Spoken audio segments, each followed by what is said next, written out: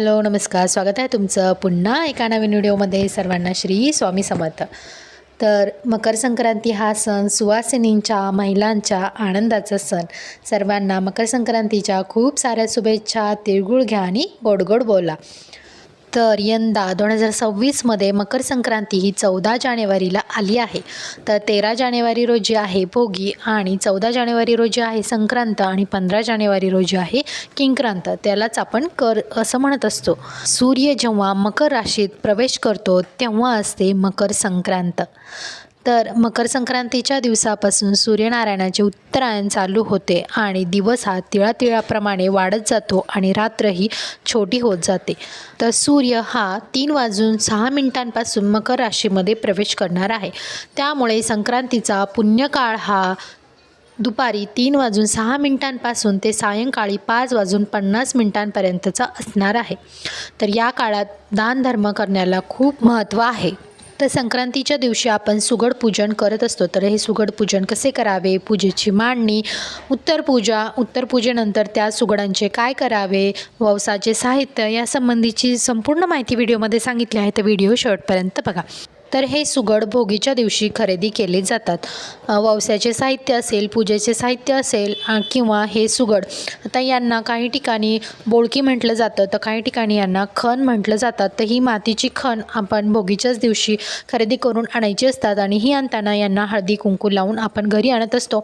तर घरी आणल्यानंतर यांना पूजेमध्ये ठेवण्याआधी अशा प्रकारे स्वच्छ करून घ्यावे आणि त्यांना हळदी कुंकू लावून घ्यायचे आहेत. इथे पूजा मांडणी करण्याआधी आपण दीप प्रज्वलन करून घेऊया. तर थोडेसे तांदूळ टाकून त्यावरती हळदी कुंकू ठेवून दिव्याला देखील हळदी कुंकू लावून घेतले आहे, फूल अर्पण केले आहे आणि दीप प्रज्वलन करून घेतले आहे. त्यानंतर ववशासाठी लागणारं साहित्य म्हणजे बोर, बिबे, वाटाण्याच्या शेंगा, तुरीच्या शेंगा, वरण्याच्या शेंगा, हरभऱ्याची डाळी, गाजर, भुईमुगाच्या शेंगा, पेरू, काकडी, ऊस यापैकी ज्या गोष्टी तुम्हाला उपलब्ध होतील त्या तुम्ही घ्यायच्या आहेत. त्यानंतर पांढरे तीळ, तांदूळ, तिळगुळ घ्यायचे आहे, तिळाच्या वड्या किंवा तिळाचे लाडू, जो काही तिळाचा गोड पदार्थ केला असेल तो, हळदी कुंकू आणि लाखेच्या बांगड्या. तर आमच्या इथे भोगीच्या दिवशी ह्या लाखेच्या बांगड्या म्हणजेच याला चुडा म्हणतात. तर हा सुवासिनी स्त्रिया एकमेकींना भोगीच्या दिवशी चढवतात. त्यासुद्धा आपल्याला पूजेमध्ये घ्यायच्या आहेत. त्यानंतर एक पीस घ्यायचे आहे. पूजा झाल्यानंतर आपण सुगड झाकून ठेवतो, त्यासाठी पीस लागणार आहे. तर अशा प्रकारे सर्व साहित्य घेतलेलं आहे. त्यानंतर आपण सुगड ठेवणार आहोत त्या ठिकाणी थोडेसे खाली अशा प्रकारे तांदूळ टाकून घ्यायचे आहेत. त्यावरती हळदी कुंकू व्हायचे आहेत. प्रथम गणपती पूजन करून घ्यायचे आहे. तर इथे गणपती बाप्पांना स्नान घालून घेतले आहे. त्यांना थोडेसे तांदूळ ठेवून त्यावरती स्थापन करायचं आहे. त्यांना हळदी कुंकू अक्षदा व्हायच्या आहेत, फूल अर्पण करायचं आहे, नमस्कार करायचा आहे. त्यानंतर सुगडांना आपण हळदी कुंकू लावून घेणार आहोत. अशा प्रकारे सर्व बाजूनं सुगडांना हळदी आणि कुंकूचे 5-7 टिपके लावून घ्यायचे आहेत. तर या ठिकाणी सर्वच सुगडांना हळदी कुंकू लावून घ्यायचे आहे आणि त्यांना दोरा गुंडाळायचा आहे आणि जेथे आपण तांदूळ ठेवले आहेत त्यावरती हळदी कुंकू वाहून त्यावरती स्थापन करायचं आहे. तर अशा प्रकारे आपल्याला सुगड स्थापन करून घ्यायचे आहेत. तर बघा, सूर्याचे मकर संक्रमण यावर्षी बालकरणावर होत असून संक्रांती देवीचे वाहन हे वाघ आहे व उपवाहन घोडा आहे. तिने पिवळे वस्त्र परिधान केले आहेत व हाती शस्त्र हे गदा घेतलेले आहे. तिने केशराचा टिळा लावला आहे. वयाने ती कुंवारिका आहे. स्थिती बसलेली आहे. वासासाठी तिने हातामध्ये जाईचे फूल घेतलेले आहे व ती पायस भक्षण करीत आहे. जाती सर्प आहे. भूषणार्थ तिने मोती धारण केले आहेत. वारनाव व नक्षत्रनाव मंदाकिनी असून समुदाय मुहूर्त तीच असून ती पूर्वेकडून पश्चिमेकडे जात आहे व वायव्य दिशेस पाहत आहे. अशा प्रकारे संक्रांती देवीचे वैशिष्ट्य आहे. तर संक्रांती देवीने यावर्षी पिवळे वस्त्र धारण केलेले आहे. त्यामुळे पूजेमध्ये पिवळे वस्त्र, पिवळी फुले किंवा पिवळ्या रंगाच्या वस्तू वर्ज्य मानल्या आहेत, म्हणजे त्यांचा वापर आपण पूजेमध्ये करू नये. याऐवजी तुम्ही मग पूजेसाठी किंवा संक्रांतीच्या दिवशी काळ्या रंगाची साडी परिधान करू शकता. संक्रांतीमध्ये काळ्या रंगाचे विशेष महत्त्व आहे. त्यामुळे मग या दिवशी तुम्ही कोणत्याही काळ्या, हिरवी, लाल अशा प्रकारचे कोणत्याही रंगाची साडी परिधान करू शकता.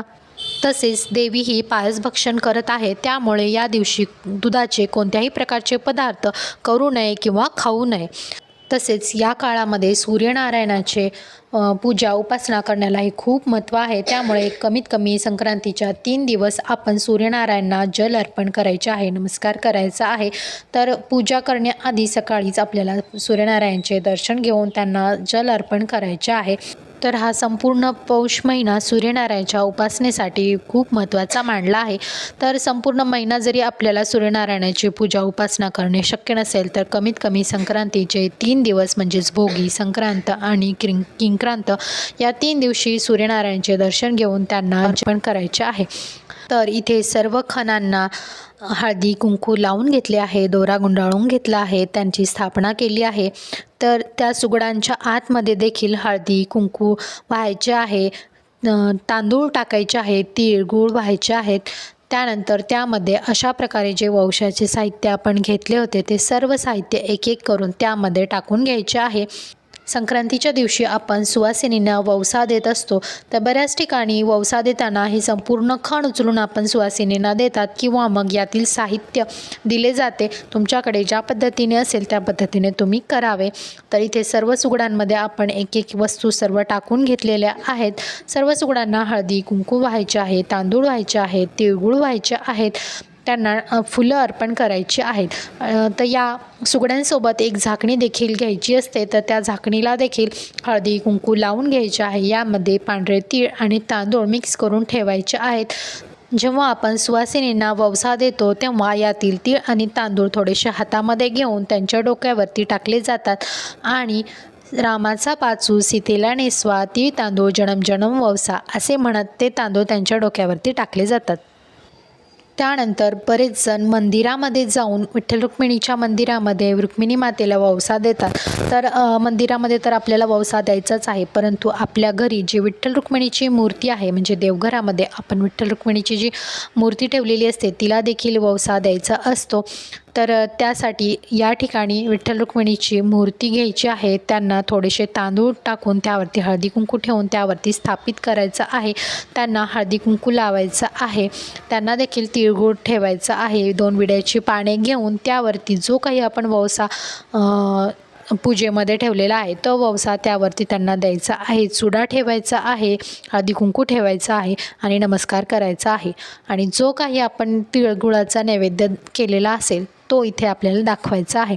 तर या दिवशी पुरणाचा किंवा मग तिळाच्या पोळ्यांचा नैवेद्य केला जातो, तो देखील आपल्याला इथे दाखवायचा असतो। आता तुमच्याकडे ज्या पद्धतीने करत असतील त्या पद्धतीने करावे।